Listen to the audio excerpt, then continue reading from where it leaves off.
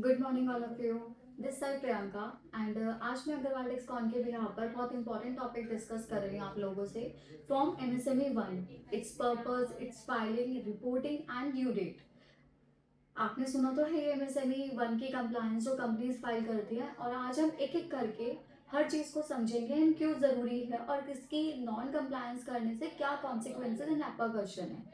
सबसे पहले बात करते हैं मिनिस्ट्री ऑफ कॉर्पोरेट अफेयर्स ने बहुत पहले 22 जनवरी 2019 में नोटिफिकेशन एक इशू किया था, जिसमें बोला गया था the specified companies having outstanding dues to micro small and medium enterprises have to be filed the particulars of all current outstanding dues in form MSME 1 with the Registrar of Companies, the NCA, Ministry of Corporate Affairs.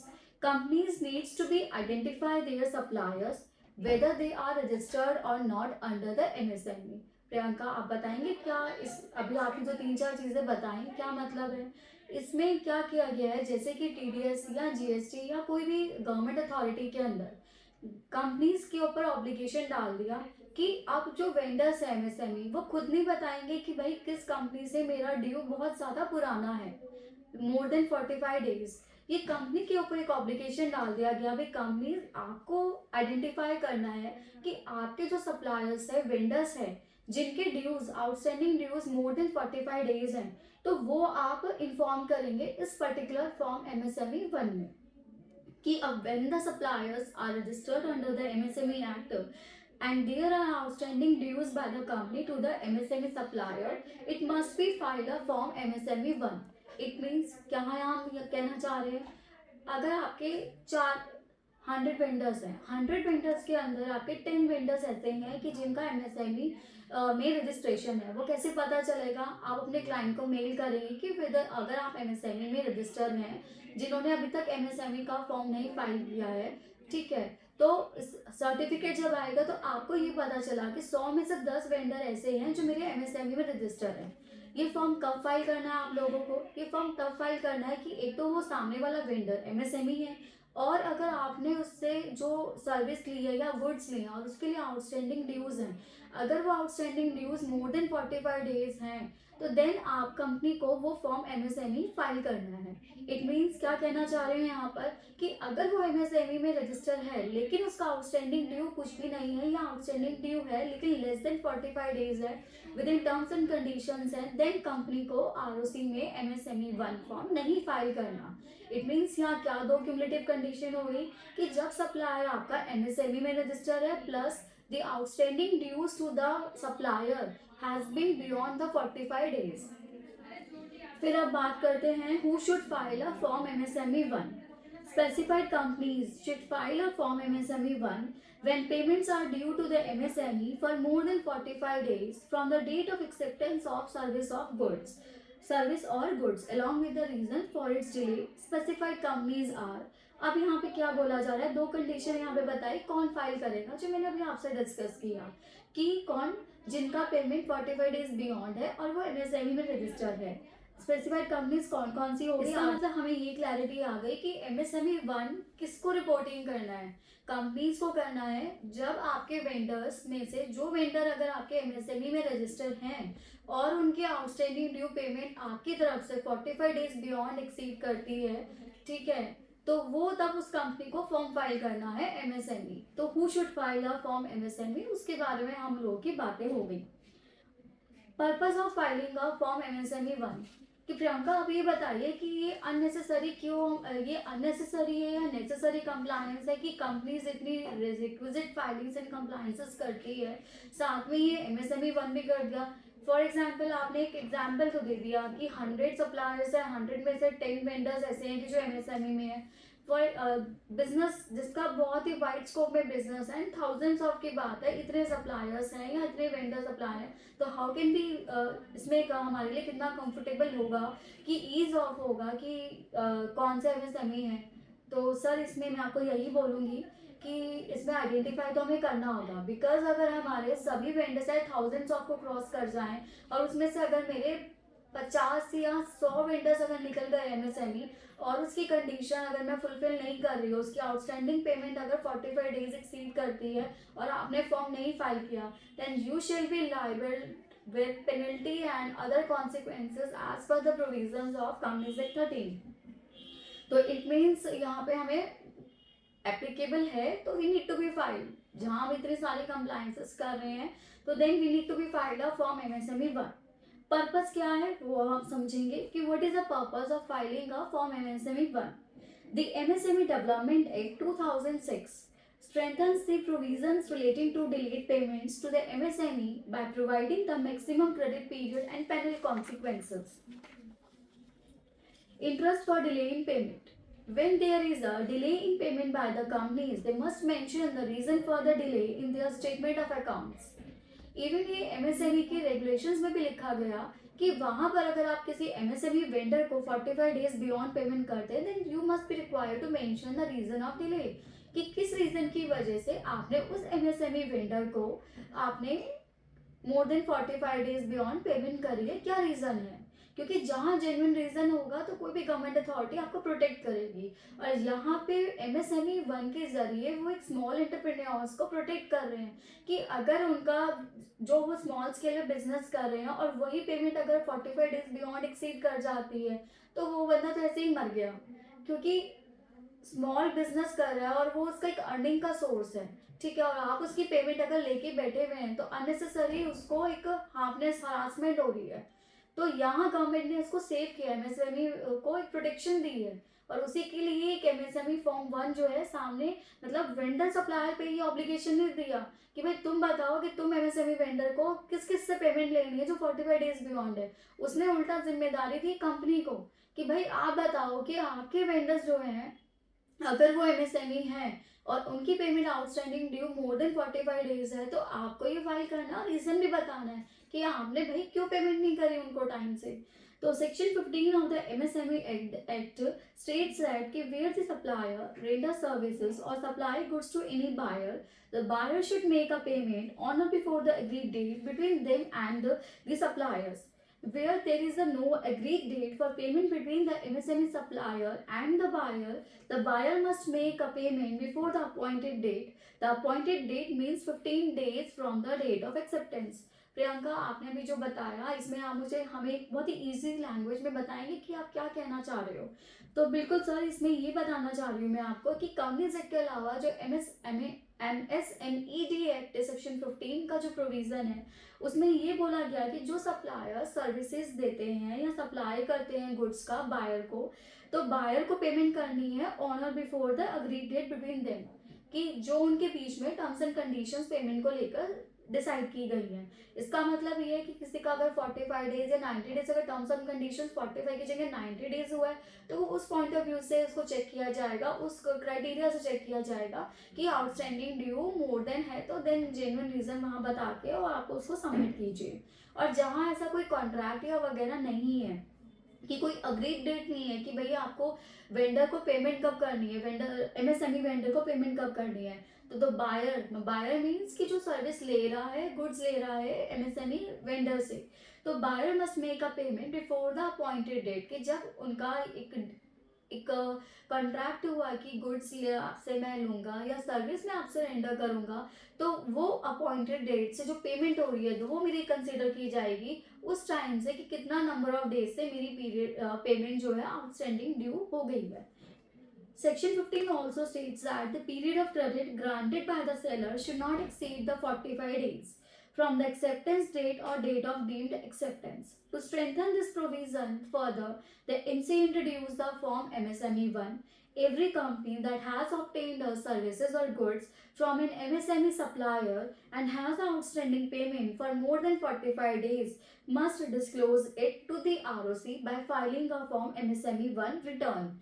वही मैंने आपको बताया, पहले हमने बात करी कि कभी नोटिफिकेशन जारी हुई थी, 2019 में नोटिफिकेशन जारी हुई थी। फिर who shall file the form MSME 1 return, तो वो हमने डिस्कस किया कि एमसी ने किस प्रोविजन और किस पर्सपेक्टिव से ये एमएसएमई 1 लेकर आए हैं।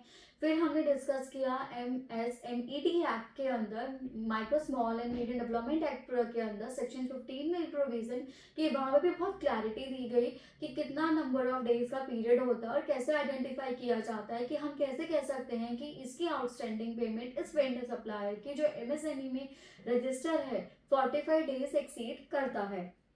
तो वही बात उसने फर्दर बताई कि 45 डेज से जहां बियॉन्ड करता है तो वहां वो आउटस्टैंडिंग पेमेंट मानी जाएगी और रीजन ऑफ डिले बताया जाएगा। और उसी के लिए MCA ने फॉर्म MSME 1 रिटर्न का दिया गया और वहां कंपनीज के ऊपर एक ऑब्लिगेशन किया, then you have to be disclose the name of vendors or the suppliers who are registered under the MSME Act and have outstanding dues that have a period exceeds 45 days, then you should be required to disclose with the reason of delay of its payment. MSME 1 is a half yearly return that specified companies need to file regarding their outstanding payments to the MSME. MSME 1 half yearly return है। जैसा हमने form MSME 1 के बारे में बात कर ली, क्या होता है, किसके ऊपर ऑब्लिगेशन है, और ये हाफ ईयरली रिटर्न होती है। इसका मतलब क्या है? इसका मतलब ये है कि अप्रैल टू सितंबर एक हाफ ईयर 6 महीने की एक रिटर्न जाएगी MSME 1 की, और एक अक्टूबर से मार्च 6 महीने की एक बार रिटर्न जाएगी। तो it's a half yearly return. साल को में डिवाइड किया गया है and we need to be filed 2 times the MSME 1 for a specified period that specified companies need to file regarding their outstanding payments to the MSME. In this manner, the ROC can keep a track of the companies that have outstanding dues towards the MSME and the MSME suppliers who need to receive payments. इससे क्या data MC के पास collect हो रहा है, ROC के पास, इससे ये track हो रहा है ऐसी कौन कौन सी कंपनीज हैं जिन्होंने अभी तक आउटस्टैंडिंग ड्यूज रख रखे हैं MSME वेंडर के exceed the 45 days. However, companies have to file this return only when they have a payments outstanding for more than 45 days to the MSME supplier. ये हमारी बात हुई कि बिल्कुल सही बात कही कि जहां अगर आपकी विद इन टाइम ड्यूरेशन ये पेमेंट हो रही है, then you need not to be required to file the form MSME 1. ये आपको तभी फाइल करना है कि जब आपकी पेमेंट्स उस वेंडर सप्लायर के जो MSME में रजिस्टर है उसको पेमेंट जो करनी है 45 डेज एक्सीड बियॉन्ड है, तो भाई आपको फाइल करना और रीजन भी बताओगे भाई क्यों आपसे पूछा नहीं जाए कि आपने उस वेंडर की पेमेंट इतने टाइम तक क्यों रोक रखी है. The companies need not file a nil MSME 1 return when there are no outstanding amounts with the MSME supplier. Even इतना क्लेरिफिकेशन के बाद भी क्लाइंट्स की क्वेरीज आती हैं कि क्या प्रियंका इस पीरियड में अभी 23 टॉपिक जो रनिंग चल रहा है, इसका मतलब ये है कि जो हमारा अप्रैल टू सितंबर है वो हमारी हाफ ईयरली रिटर्न चली गई, और अक्टूबर से मार्च की जो अभी हमारी अप्रैल में MSME की रिटर्न जाएगी, और अगर उसके अंदर कोई भी ऐसा आउटस्टैंडिंग अमाउंट ड्यू नहीं है वेंडर सप्लायर के जो MSME में रजिस्टर है, क्या हमें नील रिटर्न फाइल करनी है? नो, बिकॉज बहुत ही क्लियरली वर्ड्स में लिखा है MC के प्रोविजन में कि भाई आउटस्टैंडिंग पेमेंट है वेंडर को that being a MSME registered और due more than 45 days, then you need to file, otherwise not. Details to be reported in the form MSME 1. अब हम बात करते हैं क्या डिटेल्स आती हैं MSME 1 में. SIN number, the pan of the company. जब आप MCA में फॉर्म डाउनलोड करते हैं फाइल करने के लिए MSME का, फर्स्टली वो आपसे मांगता है द SIN नंबर, जो स्पेसिफाइड कंपनी है आप SIN नंबर प्रिफर करेंगे तो SIN कंपनी के पर्टिकुलर्स आ जाएंगे, the pan number of the company, name and address and email of the company.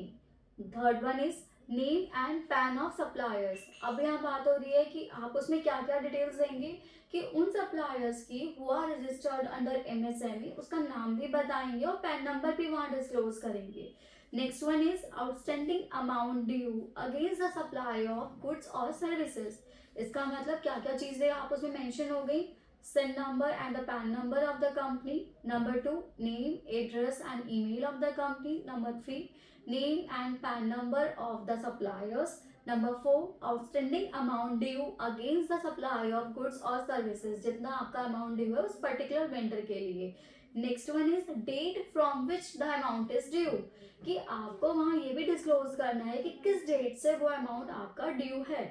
फिर आ जाता है last, reason for delay in payment of the amount due. भाई आप रीजन भी बताएंगे कि किस रीजन की वजह से आपकी पेमेंट ड्यू है। फिर बात करते हैं अभी हमने who shall file MSME 1, then section 15 of MSME D act के बारे में हमने बात करी। उसके बाद फिर हमने पर्टिकुलर्स जाने की डिटेल्स, क्या रिपोर्टिंग करनी है हमें एमएसएमई फॉर्म में। हाफ ईयरली रिटर्न जाती है तो there shall be 2 times we need to be file the MSME 1 return by the company. फिर आ जाता है नेक्स्ट वन इज कंपनीज, जैसे मैंने आपको बताया कि अभी तक जो चीज़ें एमएसएमई 1 के बारे में पर्पस हमने आपको आइडेंटिफाई करवाया कि क्या एमएसएमई का यहाँ पे पर्पस है, strengthen the provisions relating to the delayed payments to the MSME vendor. जाते हैं due date for filing form MSME 1। कि प्रियंका आपने ये भी बता दिया कि कौन फाइल करेगा, क्या इस ये नोटिफिकेशन क्यों लाई गई थी, क्या पर्पस था, रिपोर्टिंग क्या करनी है, कैसे कैसे क्या क्या पर्टिकुलर्स को ध्यान देना है जिनको हमें डिस्क्लोज करना है।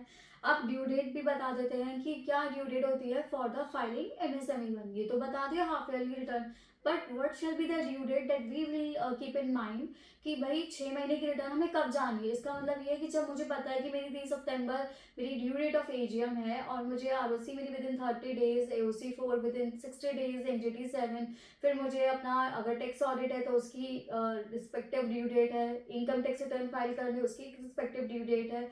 एंड देन जो ये बीच हमारे रिक्विजिट फॉर्म्स की जो रिक्वायरमेंट होती है subject to the specific areas, जैसे कि एमएसएमई 1 के लिए जो बात कर रही हूँ तो उसकी भी ड्यू डेट का हमें ध्यान रखना है। पता चले हम रेगुलरली बाकी चीज़ों की कंप्लायंसेस तो फाइल कर रहे हैं लेकिन एक बार रिटर्न फाइल करी दूसरी बार हमारी रह गई। क्या मतलब कि एक बार हाफ ईयरली रिटर्न एक स्पेसिफिक पीरियड की अप्रैल टू सितंबर फाइल कर दी, लेकिन जब अक्टूबर से मार्च की बारी आई और उसमें हमारा नील केस नहीं है, नील आउटस्टैंडिंग ड्यू नहीं है, बट वी फॉरगॉट कि हमारा ये रह गया कि रिटर्न फाइल नहीं हुई।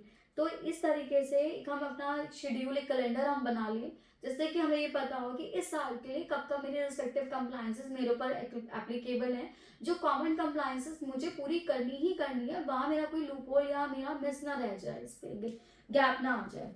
तो ड्यू डेट फॉर फाइलिंग का फॉर्म एमएसएमई 1 के बारे में बात कर रहे हैं। एमएसएमई का बताया कि it's a half yearly return that specified companies must file with the MCA. Below are the due dates for filing of form MCA 1।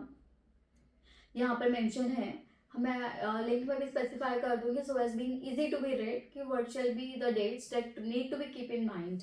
30th April, 30th April period for which the MSME is filed, one is filed for October to March period. It means financial year 23-24 हमारा running चल रहा है। अक्टूबर 2023 से मार्च 2024 तक की हमें जो MSME 1 की हाफ ईयरली रिटर्न फाइल करनी है उसकी ड्यू डेट है 30th April 2024। 30th April 2024 is being a deadline to submit a MSME 1 half yearly return, and 31st October is being a due date for April to September period. इसका मतलब अभी जो 23-24 running चल रहा है तो अप्रैल से सितंबर तक का जिन कंपनीज के ऊपर एप्लीकेबल था एमएसएमई की डिस्क्लोजर करके एमएसएमई 1 रिटर्न फाइल करने की, तो उसकी ड्यू डेट थी 31st October 2023। इट मीन्स आगे जब 24-25 की बात होगी तो लाइकवाइज हमें पता चल गया प्रियंका कि अप्रैल टू सितंबर 31st October 2024 and vice versa अक्टूबर से मार्च 2025 का 30th April 2025। और इसी तरीके से सब्सिक्वेंट पीरियड्स में अपनी हम हाफ ईयरली रिटर्न फाइल करेंगे when it is in applicable on us, otherwise not. फिर आता है last, that's a very most important कि हमने ये बात कर ली एमएसएमई 1 कौन फाइल करेगा, क्या पर्पस है, क्या रिपोर्टिंग करनी है हमें, फिर हमने ये भी बात कर ली ड्यू डेट के बारे में, and last is that is the most significant part कि क्यों हमें ये फॉर्म फाइल करना है। नहीं फाइल करते तो क्या होगा, कोई एक सपोज आईटीआर मिस कर दी तो क्या होगा, कुछ नहीं होगा। ठीक है, तो कहीं ना कहीं जो हम बहुत ही लीनियंट हो जाते हैं किसी कंप्लायंस को लेकर, तो लीनियंट हमें अभी अपने हैबिचुअल नेचर में नहीं लेके आना।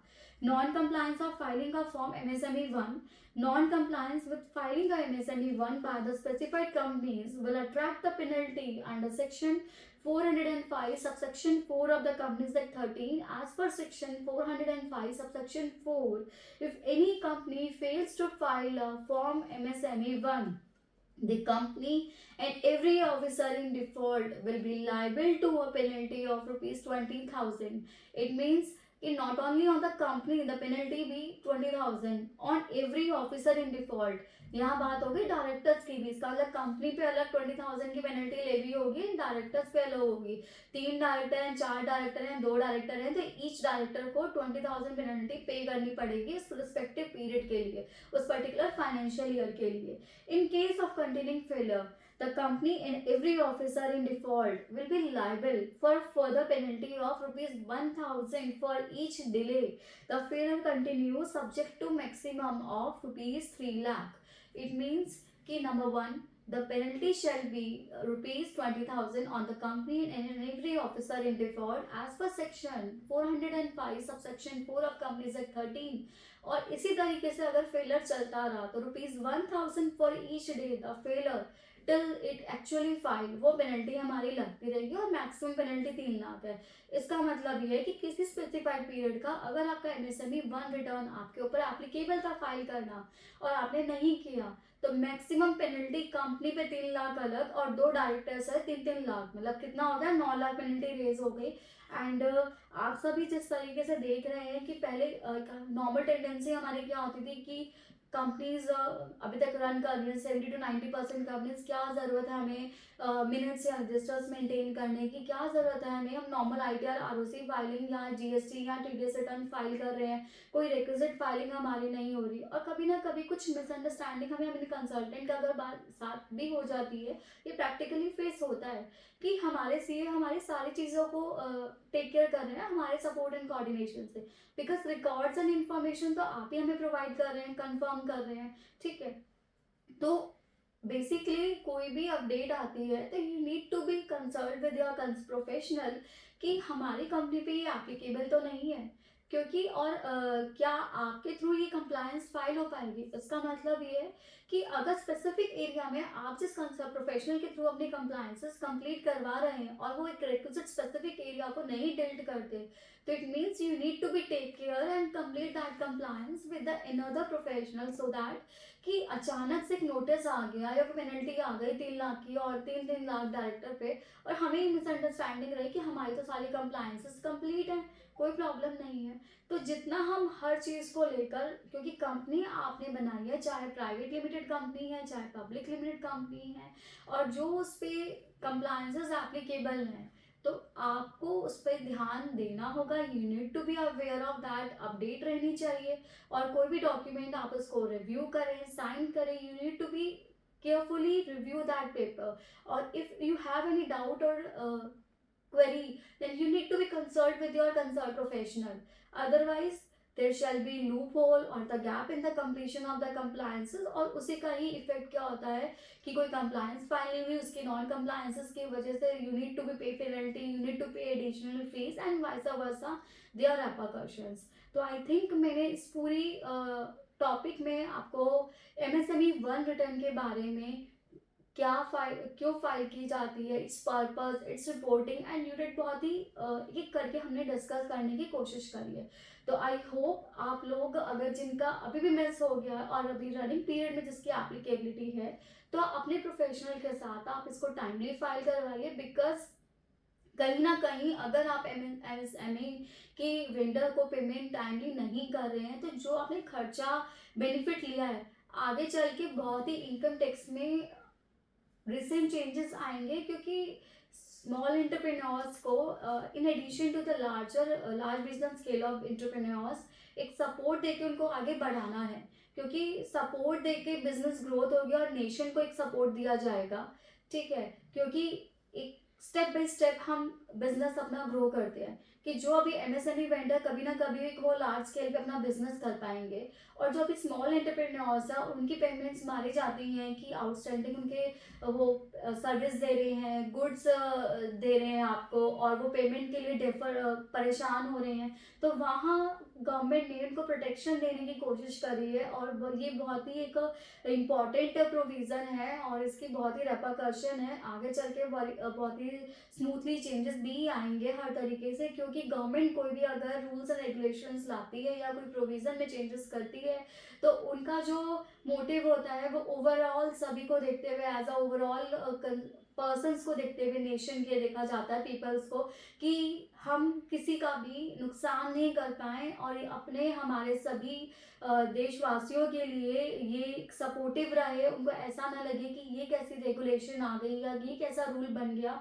कि हम इतनी कंप्लायंसेस तो कर रहे थे, एक और कंप्लायंस आ गई। तो हर कंप्लायंस के पीछे एक बहुत ही एक मोटिव होता है, इनोवेटिव आइडिया होता है कि जिससे कि और हम एम्प्लॉयमेंट को बूस्ट कर पाएँ, बिजनेस को ग्रो कर पाएँ, क्योंकि एट द लास्ट जब आप लोग ग्रो करेंगे तो नेशन भी बढ़ेगा और कहीं ना कहीं हम आगे बढ़ रहे हैं और एक अच्छे और मुकाम पर आएंगे। तो thank you so much for listening me. Thank you.